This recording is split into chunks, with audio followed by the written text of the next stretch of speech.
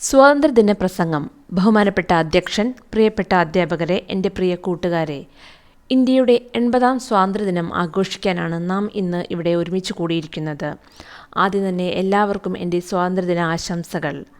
മഹാത്മാഗാന്ധിയുടെ അഹിംസയിലൂന്നിയ പോരാട്ടവും ഭഗത് സിംഗ്, ചന്ദ്രശേഖർ ആസാദിൻ്റെയും ചെറുത്തുനിൽപ്പും, സുഭാഷ് ചന്ദ്രബോസിൻ്റെ വിപ്ലവ ജ്വാലയും, Sardar Vallabhbhai Patel, doctor BR. Ambedkar, Jawaharlal Nehru തുടങ്ങിയവരുടെ ദീർഘവീക്ഷണത്തിൻ്റെയും അവരുടെ ത്യാഗത്തിൻ്റെയും കഷ്ടപ്പാടുകളുടെയും ഫലമായാണ് 1947 ഓഗസ്റ്റ് 15 ബ്രിട്ടീഷ് ഭരണത്തിൽ നിന്നും ഇന്ത്യക്ക് സ്വാതന്ത്ര്യം ലഭിച്ചത്. ഈ അവസരത്തിൽ ജീവനും ജീവിതവും ഉപേക്ഷിച്ച് സ്വാതന്ത്ര്യത്തിനായി പോരാടിയ ധീരസേനാനികളെ ഒരു നിമിഷം ഓർക്കാം.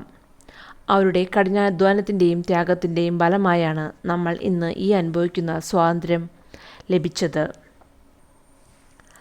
1947 ഓഗസ്റ്റ് 15 ചെങ്കോട്ടയിൽ ഇന്ത്യയുടെ പ്രഥമ പ്രധാനമന്ത്രി ജവഹർലാൽ നെഹ്റു പതാക ഉയർത്തിയപ്പോൾ അവസാനമായത് 200 വർഷം നീണ്ടുനിന്ന ബ്രിട്ടീഷ് ഭരണമാണ്. അന്നു മുതൽ ഇന്ത്യ ലോകത്തിൻ്റെ മുന്നിൽ ഒരു പരമാധികാര സോഷ്യലിസ്റ്റ് ജനാധിപത്യ രാജ്യമായി മാറി.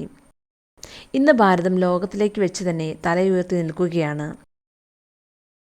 ശാസ്ത്ര സാങ്കേതിക വിദ്യയിലും ബഹിരാകാശ ഗവേഷണത്തിലും വിദ്യാഭ്യാസത്തിലും സാമ്പത്തിക വളർച്ചയിലും ഇന്ന് നമ്മൾ കൈവരിച്ച നേട്ടങ്ങൾ വളരെ വലുതാണ്. വ്യത്യസ്ത ഭാഷകളും സംസ്കാരവും ജാതിയിലുമുള്ള അനേക കണക്കിന് ആളുകൾ വൈവിധ്യത്തിൽ ഏകത്വം എന്ന മഹത്തായ ആശയത്തിലൂടെ ഒരുമിച്ച് മുന്നോട്ടു പോകുന്നു എന്നതാണ് നമ്മുടെ ഇന്ത്യയുടെ ഏറ്റവും വലിയ വിജയം. കഷ്ടപ്പെട്ട് നേടിയെടുത്ത ഈ സ്വാതന്ത്ര്യം ദുരുപയോഗം ചെയ്യാതെ കാത്തുസൂക്ഷിക്കേണ്ടത് നമ്മൾ ഓരോരുത്തരുടെയും കടമയാണ് എന്ന് ഓർമ്മിപ്പിച്ചുകൊണ്ട് ഞാൻ എൻ്റെ വാക്കുകൾ ചുരുക്കുന്നു. എല്ലാവർക്കും ഒരിക്കൽ കൂടി സ്വാതന്ത്ര്യദിന ആശംസകൾ. ജയ് ഹിന്ദ്.